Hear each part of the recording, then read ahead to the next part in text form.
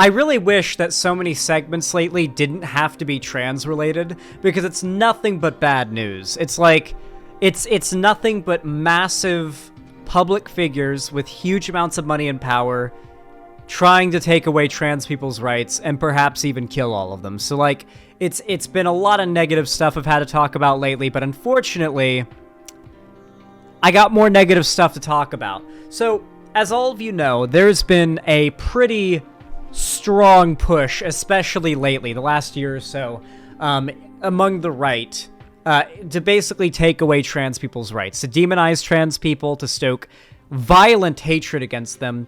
Sure, that's always been a thing, but more so than I feel like ever. I mean, trans people have been the butts of jokes and have been erased and regarded for a very long time, and have even been the subject of violence, but to have the full weight of right-wing demagoguery weighing down on the trans community right now, I don't think that's ever happened before, a single time in history. So with that said, the trans community, which has definitely grown more robust than it once was, particularly due to awareness, the more aware that you are that there are other identities that you can fall into other than cis and het, the more likely you are to be open to the realization that maybe you aren't cis, maybe you aren't het. And that's why you'll find that younger people, younger generations, more of them tend to identify as LGBT, because that generation has come up more knowledgeable and with a bigger, more normalized familiarity with the existence of LGBT people. And because of that, that has allowed... my knee is killing me. That has allowed them to realize who they truly are and accept that far earlier in life than a lot of the older generations have been able to, due to an oppressive society. However, with the right getting more hateful and more violent than they have been in a good while, there's been a bit of a problem. Oh, here, let me loop this really fast. There we go. There's been a bit of a problem. The trans community has basically become a little bit of a battleground. You see, the trans community doesn't really have a very good understanding, direction, or really much of a platform to fight back.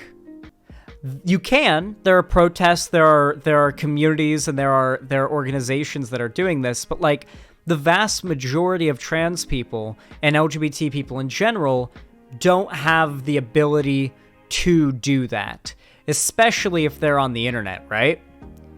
And because of that, I think we've seen a bit of a bizarre shift in the trans community that, while it's always been there, I've really noticed it becoming more prevalent lately, as the right has, really bared down on the rights of LGBT people more than ever lately, is the gatekeeping. You see, I think a lot of trans people are really scared about the future of their rights and their ability to live in this country. And I think because of that, they believe the only way to stop themselves from being murdered by conservatives is to appease them. They think that if they just pass well enough, stay away from kids, never advocate for what they believe in or what they are around kids or anything, just basically do what they imagine would make the right happy, then they won't be in danger anymore, right? They're basically under the impression that, like, if they can appease the right, everything will be okay for them, and maybe everybody. And they think that the trans community accepting things such as, and we'll get more into this a little later, xenogender identities and whatnot, makes the trans community more vulnerable to the genocidal propaganda being pushed by the right. I've seen this argument being used incessantly by quite a few. If I'm being honest, it's mostly extremely passing binary trans people who oftentimes will call themselves transsexual rather than transgender. If you catch my drift, right? The type of person I'm talking about here. There's just been this like steep increase I've noticed in gatekeeping in the trans community to try to keep the more wild or crazy or silly identities from being seen as being part of the lunch table, because if they are, then the right may have more ground to stand on for their genocide. I've seen a lot of these, these true scums saying shit like, oh my god, you identifying as whatever is literally giving ammo to the right who actively want to kill me and take away my rights. Like, I've seen tons of trans people tweet that in response to, people who have xenogender identities and stuff like that. And in reality, this just is not true. I'm sorry, but the right does not care whether or not you're actually grooming kids. They know that you aren't. They know that you probably aren't. They know that. They know they're lying and just making it up. They know that. They are actively doing it on purpose because they know it is an effective strategy to rile up people and stoke hatred, murderous hatred, towards a group of people. Most people, when they, look up any meme that has anything to do with pedophiles, and it'll have something to do with a gun. Like, the meme where it's like the diagram of a shotgun shooting, and it's like, well, actually, she's a 1,000-year-old dragon. Like, that is how our society has been programmed to react to pedophiles. And the right has just taken to calling every LGBT person a groomer and a pedo and a child sex predator. So, pretty worrying, obviously. But, unfortunately, they don't care. No matter how much you try to appease them, they will still want to fucking kill you. Appeasing these fascist oppressors will not solve things. So, I gave you all that background, and the reason for it is because a few days ago, this tweet was posted, and it just got a whole lot of crap.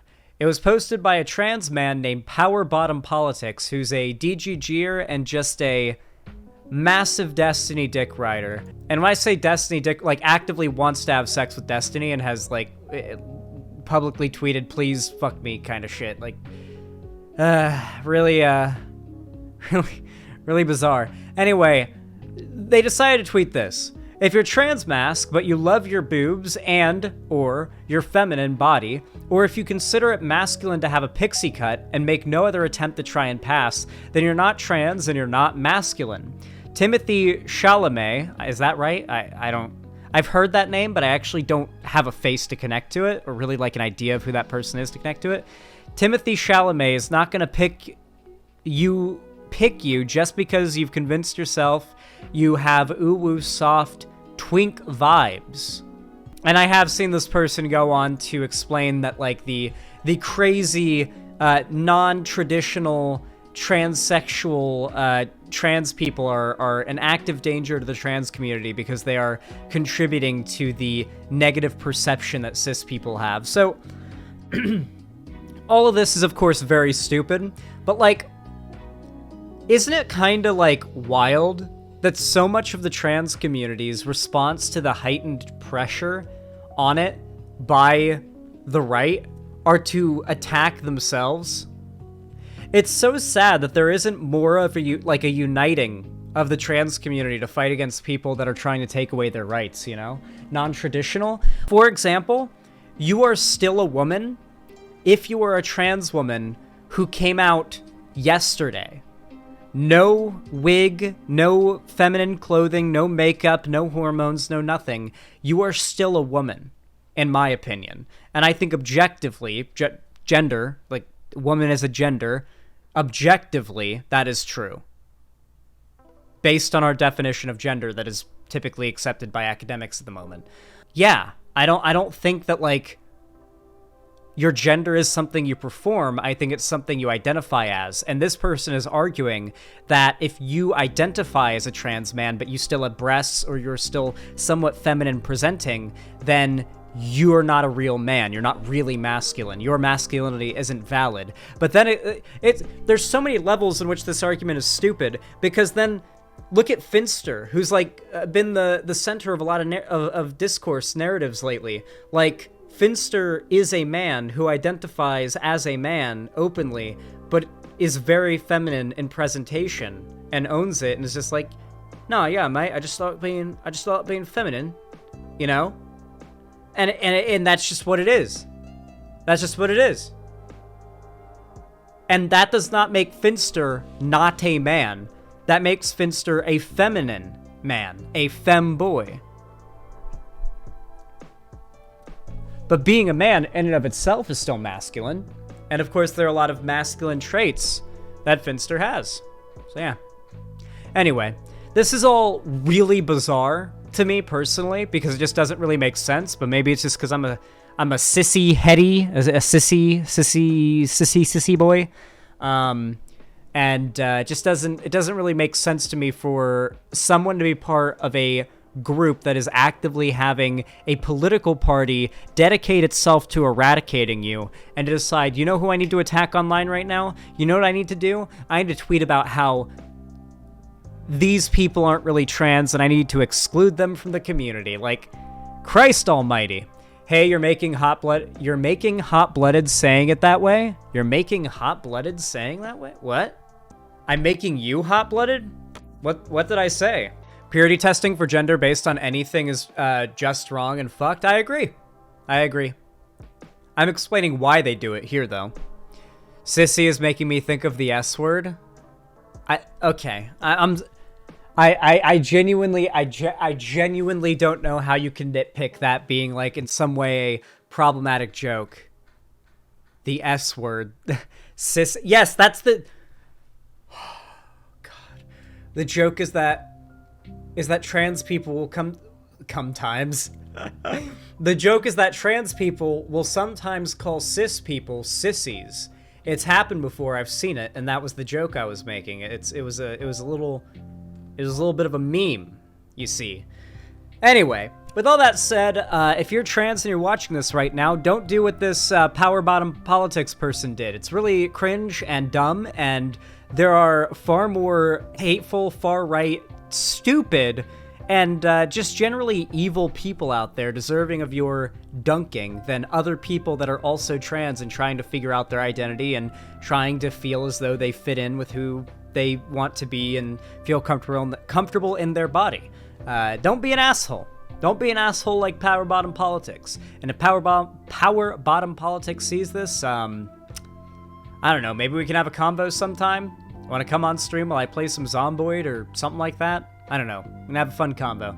Anyway, if you enjoyed this video and you want to support me, consider leaving a like or commenting down below. You can also subscribe and ring the bell icon so YouTube tells you when I go live or I upload a new video, because of course they won't do that otherwise. And of course you can also follow my social medias linked down below in the description to see what I'm doing and what I'm posting on other platforms that aren't the one you're watching on now. And of course you can also support me financially if you want to go the extra mile and help me save up for my move and raising quail and all of that up in Seattle. By donating, subscribing, or gifting a sub on my website, xanderhall.com/live. You can do that by clicking one of those two buttons, and of course, you can also support me through YouTube, Twitch, Streamlabs, Stream Elements, and Patreon. But with all that said, thank you so much for watching, and have a good one.